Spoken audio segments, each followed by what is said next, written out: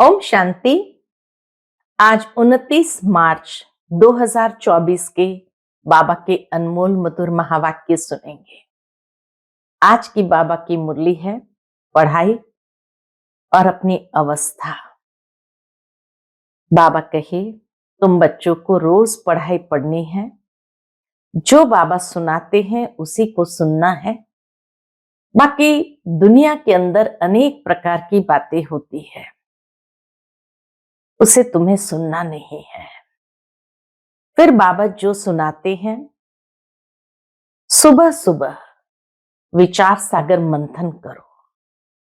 तो बाबा कहे नई नई पॉइंट्स बुद्धि को टच होगी और तुम्हारी अवस्था बहुत अच्छी हो जाएगी। विशेष अटेंशन हमें देना है अपनी अवस्था को एक रस बनाने के लिए। तो उसके लिए बाबा कहे दुनिया कुछ भी कहे वो तुम्हें सुनना नहीं है। एक बाप जो पढ़ाते हैं वही सुनना है, और दूसरा संग की बहुत संभाल करनी है।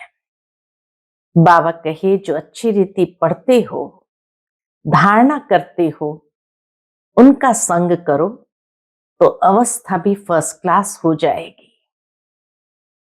कई बच्चों की अवस्था को देखकर बाबा को ख्याल आता है कि काश ड्रामा में कुछ परिवर्तन हो जाए, लेकिन फिर महसूस होता है ये तो राजधानी बन रही है। तो इसीलिए बाबा कहे तुम बच्चों को विशेष अटेंशन अपनी अवस्था और पढ़ाई के ऊपर देना है। साथ ही साथ बाबा कहे जितना पढ़ते जाएंगे उतना बेफिक्र बादशाह बनते जाएंगे, क्योंकि ड्रामा का ज्ञान बुद्धि के अंदर आ जाएगा कि ड्रामा एकदम एक्यूरेट परफेक्ट है, उसमें कोई भी परिवर्तन नहीं हो सकता। तो ड्रामा अर्थात जो होनी है वो तो होकर के ही रहेगी। तो तुम बच्चों को ज्यादा उस पर सोचना नहीं है। तो सुनते हैं आज के बाबा के अनमोल मधुर महावाक्य। ओम शांति। मीठे बच्चे, विचार सागर मंथन करने की आदत डालो। एकांत में सुबह सुबह विचार सागर मंथन करो तो अनेक नई नई पॉइंट बुद्धि में आएगी। आज की मुरली से प्रश्न है, बच्चों को अपनी अवस्था फर्स्ट क्लास बनानी है तो किन किन बातों का सदा ध्यान रहे। उत्तर, पहली बात, एक बाप जो सुनाते हैं वही सुनो, बाकी इस दुनिया का कुछ भी नहीं सुनो।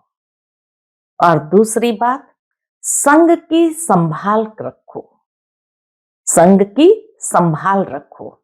जो अच्छी रीति पढ़ते हैं, धारणा करते हैं, उनका ही संग करो तो अवस्था फर्स्ट क्लास हो जाएगी। कई बच्चों की अवस्था को देख बाबा को ख्याल आता है कि ड्रामा में कुछ परिवर्तन हो जाए, परंतु फिर कहते यह भी राजधानी स्थापन हो रही है। ओम शांति। एक ही बेहद का बाप बेहद के बच्चों को बैठ समझाते हैं व पढ़ाते हैं। बाकी मनुष्य जो कुछ पढ़ते हैं, सुनते हैं, वह तुमको सुनना पढ़ना कुछ भी नहीं है, क्योंकि यह तो समझ गए हो एक ही यह ईश्वरीय पढ़ाई है जो अभी तुम्हें पढ़नी है। तुमको सिर्फ एक ईश्वर से ही पढ़ना है। बाप जो पढ़ाए सिखाए ओरली पढ़ना है। वह तो अनेक प्रकार की किताब लिखते हैं जो सारी दुनिया पढ़ती है। कितनी ढेर किताबें पढ़ते होंगे। बाबा कहे मनुष्य कितनी ढेर किताबें पढ़ते होंगे। सिर्फ तुम बच्चे ही कहते हो एक से ही सुनो और वही औरों को सुनाओ, क्योंकि उनसे जो कुछ सुनेंगे उसमें ही कल्याण है। बाकी ढेर किताबें हैं, नई नई निकलती रहती है। तुम जानते हो, राइटियस तो एक बाप ही सुनाते हैं, बस उनसे ही सुनना है। बाप तो बच्चों को बहुत थोड़ा समझाते हैं, उसको डिटेल में समझाकर फिर भी एक ही बात पर आ जाते हैं। बाबा डिटेल में समझाकर फिर भी एक बात पर आ जाते हैं। कौन सी बात? बल मन मना भव अक्षर, बाबा राइट कहते हैं, परंतु बाबा ने ऐसा कहा नहीं है। बाप तो कहते हैं अपने को आत्मा समझो, मुझ बाप को याद करो और सृष्टि के आदि मध्य अंत का ज्ञान जो सुनाता हूं वह धारण करो। यह भी तुम जानते हो, हम जो देवता बनते हैं वही फिर वृद्धि को पाते हैं। बच्चों को मूल वतन भी याद है, फिर नई दुनिया भी याद है। पहले है ऊंचे ते ऊंचा बाप, पहले है ऊंचे ते ऊंचा बाप, फिर यह नई दुनिया जिसमें ये लक्ष्मी नारायण ऊंचे ते ऊंच राज्य करने वाले। चित्र तो जरूर चाहिए, तो वह बाकी निशानी रह गई है। यही एक चित्र है। बाबा कहे यही एक लक्ष्मी नारायण का चित्र है। राम का भी है, परंतु राम राज्य को हेवन नहीं कहेंगे, वह है सेमी। अब ऊंच ते ऊंच बाप पढ़ा रहे हैं, इसमें किताब आदि की कोई जरूरत नहीं। ये किताब आदि कुछ भी चलनी नहीं है, सब कुछ यहां ही समाप्त होने वाली है। यह किताब आदि कुछ भी चलनी नहीं है जो दूसरे जन्म में पढ़ सके। यह पढ़ाई इस जन्म के लिए ही है। यह अमर कथा भी है। नर से नारायण बनने की शिक्षा भी बाप देते हैं नई दुनिया के लिए। बच्चे 84 के चक्र को भी जान गए हैं। ये पढ़ाई का समय है। बुद्धि में मंथन चलना चाहिए। तुमको औरों को भी पढ़ाना है। सवेरे उठ विचार सागर मंथन करना है। सवेरे ही विचार सागर मंथन अच्छा होता है। जो समझाने वाले होंगे उन्हों का ही मंथन होगा। बाबा कहे जो दूसरों को समझाते हैं जरूर है उन्हों का ही मंथन होगा। टॉपिक्स पॉइंट्स आदि निकलती है। भक्ति की बातें जन्म जन्मांतर सुनी, ये ज्ञान जन्म जन्मांतर नहीं सुनेंगे। ये बाप एक ही बार सुनाते हैं, फिर ये नॉलेज तुमको भी भूल जाती है, प्रायलोप हो जाती तो भूल जाती है। भक्ति मार्ग की कितनी किताबें हैं, कितने वेद पुराण उपनिषद, कितने शास्त्र है, विलायत से भी आती है। ये सब खत्म होने वाली है। सतयुग में तो कोई किताब आदि की दरकार नहीं। यह सब है कलयुगी सामग्री। यहां जो कुछ तुम देखते हो, हॉस्पिटल, जेल, जज आदि, वहां कुछ भी नहीं होंगे। वह दुनिया ही दूसरी होंगी जहां कोई प्रकार का अपराध नहीं, कोई प्रकार की बीमारी नहीं। तो बाबा कहे ये सबकी आवश्यकता वहां है ही नहीं। वह दुनिया ही दूसरी होगी। दुनिया तो यही है, परंतु नई और पुरानी में फर्क तो जरूर होगा ना। उनको कहा जाता है स्वर्ग, वही दुनिया फिर नर्क बनती है। मुख से कहते हैं फलाना स्वर्गवासी हुआ, सन्यासी के लिए कहेंगे ब्रह्म में लीन हुआ, निर्वाण गया, परंतु निर्वाण में कोई जाता नहीं है। तुम जानते हो ये रुद्र माला कैसे बनी है। रुंड माला भी है, विष्णु की राजधानी की माला बनती है। अब माला के राज को तुम बच्चे ही जानते हो। नंबरवार पढ़ाई अनुसार ही माला में पिरोए जाते हैं। पहले पहले ये निश्चय चाहिए, ये ईश्वरीय पढ़ाई है। वह सुप्रीम बाप और सुप्रीम शिक्षक भी है। तुम्हारी बुद्धि में जो नॉलेज है वही औरों को देनी है। आप समान बनाना है, विचार सागर मंथन करना है। अखबारें भी सवेरे निकलती है, वह कॉमन बात है।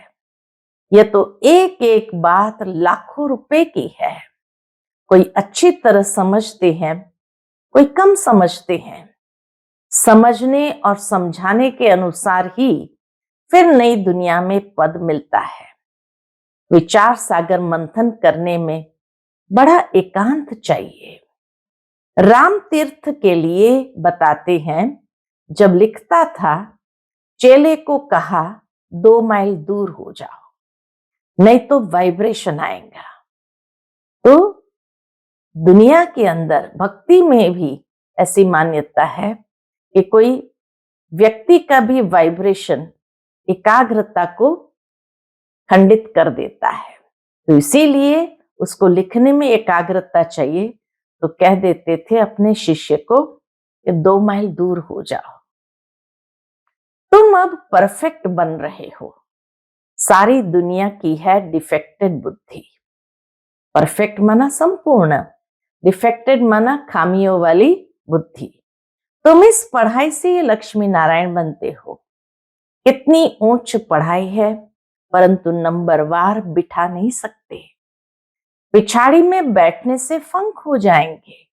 बाबा इसीलिए किसी को नंबरवार बिठाते नहीं है।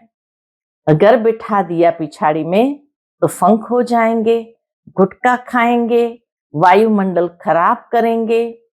यूं तो लॉ कहता है नंबरवार बिठाना चाहिए, परंतु इन सब बातों को गुड़ जाने, गुड़ की गोथरी जाने।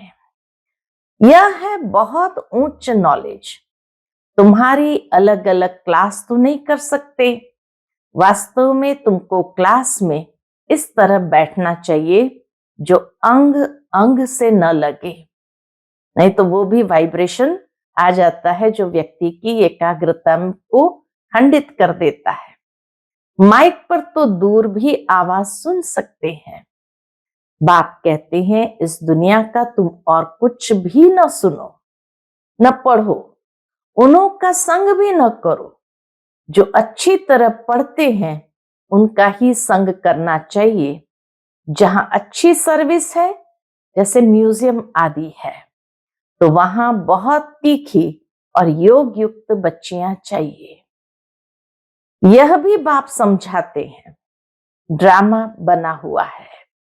कभी कभी बाबा सोचते हैं, क्या सोचते हैं, कुछ ड्रामा में चेंज हो जाए, परिवर्तन हो जाए, परंतु चेंज हो नहीं सकता। ये बना बनाया खेल है। बच्चों की अवस्था को देख ख्याल आता है कि कुछ चेंज हो जाए, कुछ परिवर्तन हो जाए। क्या ऐसे ऐसे स्वर्ग में चलेंगे?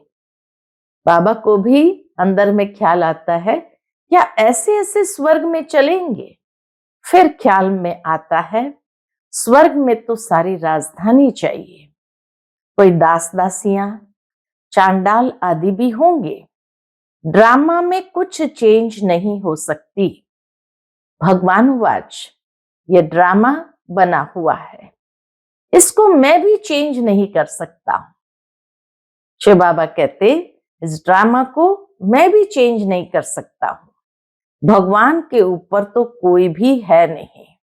मनुष्य तो कह देते हैं भगवान क्या नहीं कर सकता, परंतु भगवान खुद कहता है मैं कुछ नहीं कर सकता हूं। ये बना बनाया खेल है। विघ्न पड़ते हैं, कुछ भी नहीं कर सकते। ड्रामा में नूंद है, मैं क्या कर सकता हूं।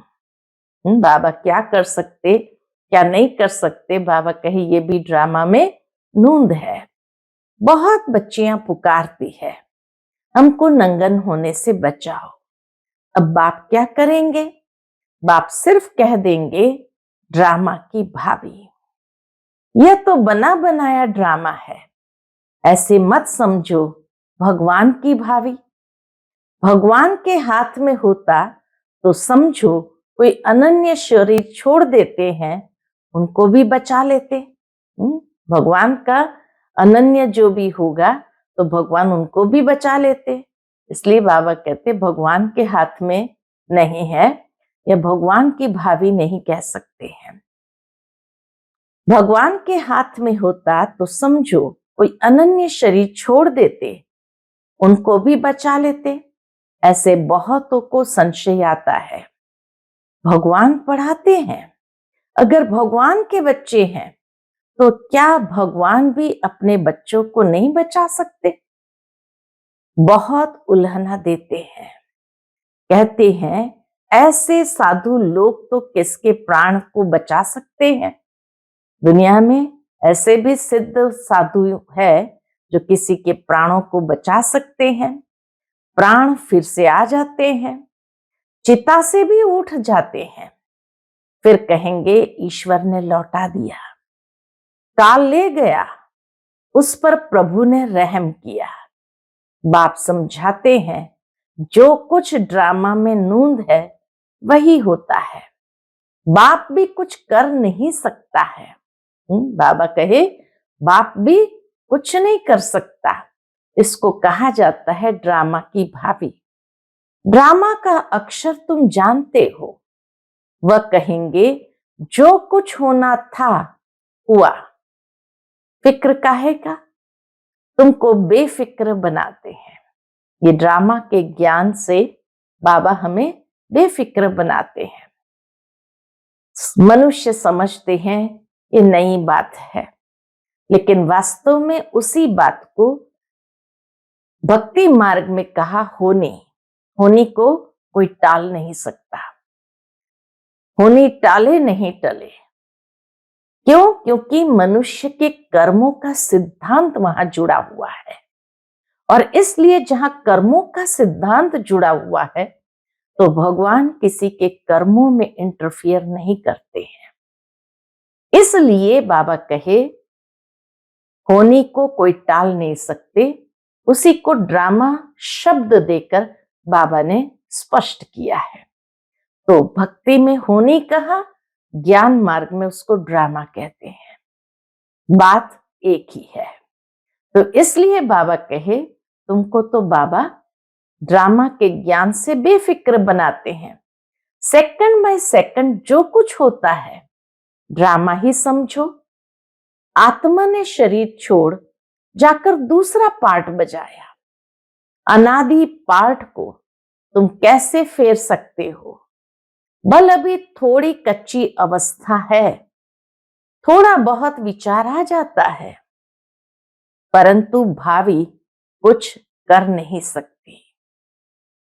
भावी ऐसी बनी हुई है जो कुछ कर नहीं सकती। लोग भल क्या क्या भी कहे, परंतु हमारी बुद्धि में ड्रामा का राज है। पार्ट बजाना है, फिक्र की बात नहीं। जब तक कच्ची अवस्था है थोड़ी बहुत लहर आती है। इस समय तुम सब पढ़ रहे हो, तुम सब देहधारी हो, मैं एक विदेही हूं। सब देहधारियों को सिखलाता हूं। बाप समझाते हैं कोई कोई समय तुम बच्चों को फिर ये ब्रह्मा भी बैठ समझाते हैं। बाप दादा दोनों ही समझाते। जो बातें शिव बाबा समझाते हैं अगर वो स्पष्ट नहीं हुई तो ब्रह्मा बाबा अपने अनुभव से भी उस बात को समझाते हैं। यह बाप का पार्ट और प्रजापिता ब्रह्मा का पार्ट वंडरफुल है। यह बाप विचार सागर मंथन कर तुमको सुनाते रहते हैं। कौन? ब्रह्मा बाबा विचार सागर मंथन वही करके सुनाते रहते हैं। कितनी वंडरफुल नॉलेज है, कितनी बुद्धि चलानी पड़ती है। बाबा का विचार सागर मंथन सुबह को चलता है। तुमको भी ऐसा बनना है जैसा टीचर। फिर भी फर्क तो जरूर रहता है। टीचर स्टूडेंट को कभी 100 मार्क्स नहीं देंगे, स्कूल में भी 100 मार्क्स नहीं देंगे, कुछ कम देंगे। वह है ऊंचे ते ऊंचा, हम है देहधारी, तो बाबा मिसल 100% कैसे बनेंगे। ये बड़ी गुह्य बातें हैं। कोई तो सुनकर धारण करते हैं, खुशी होती है। कोई कोई कहते हैं बाबा की तो एक ही वाणी चलती है, रिपीटेशन होता है। कई लोग जब समझ नहीं पाते हैं गहराई को तो सोचते हैं बाबा की तो एक ही बात चलती है, बहुत रिपीटेशन होता है। लेकिन हर बार जब बाबा वो बात कहते हैं तो एक अलग दृष्टिकोण से, एक अलग एंगल से बाबा वो बात कह रहे होते हैं। अगर हमें वो दृष्टिकोण समझ में आ जाए तो हर रोज की मुरली अलग ही है, रिपीटेशन नहीं होती। अब कोई नए नए बच्चे आते हैं तो मुझे पहली पॉइंट उठानी पड़ती है। कोई नई पॉइंट भी निकल आती है औरों को समझाने के लिए। बच्चों को फिर भी बाप को मदद करनी पड़ती है। मैगजीन निकालते हैं, कल्प पहले भी ऐसा लिखा होगा। अगर अखबार निकाले तो उस पर बहुत ध्यान देना पड़े। ऐसी कोई बात न हो जो मनुष्य पढ़कर नाराज हो जाए।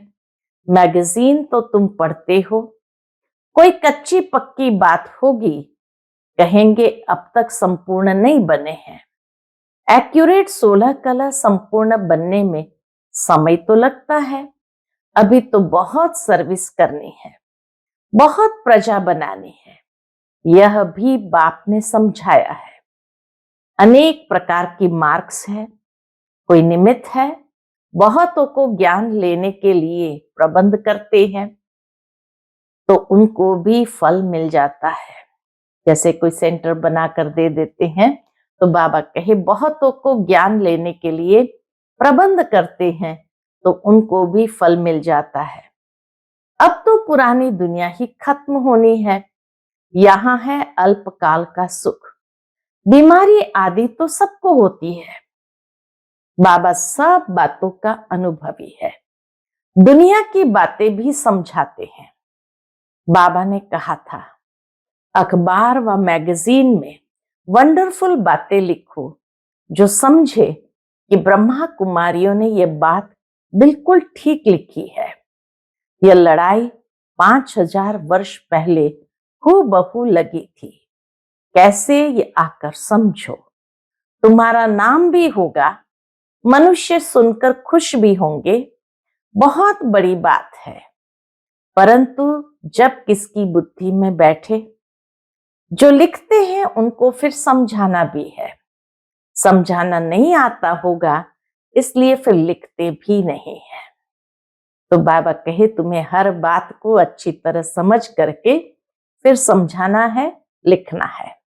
अच्छा, मीठे मीठे सिकिलधे बच्चों प्रति माता पिता बाप दादा का याद प्यार और गुड मॉर्निंग। रूहानी बाप की रूहानी बच्चों को नमस्ते। हम सभी रूहानी बच्चों की रूहानी माता पिता बाप दादा को याद प्यार, गुड मॉर्निंग और नमस्ते। नमस्ते, शुक्रिया बाबा, शुक्रिया। आज की मुरली से धारणा के लिए मुख्य सार है। पहली पॉइंट, एक बाप जो सुनाते व पढ़ाते हैं वही सुनो व पढ़ो, बाकी कुछ भी पढ़ने सुनने की दरकार नहीं। संग की बहुत बहुत संभाल रखो। सवेरे सवेरे एकांत में बैठ विचार सागर मंथन करो। दूसरी पॉइंट, ड्रामा की भावी निश्चित बनी हुई है, इसलिए सदा बेफिक्र रहो। किसी भी बात में संशय मत उठाओ।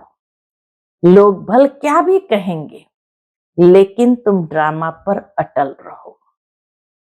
आज का बाप दादा का मधुर वरदान हम बच्चों के प्रति है, अथॉरिटी बन, समय पर सर्व शक्तियों को कार्य में लगाने वाले मास्टर सर्वशक्तिमान भव।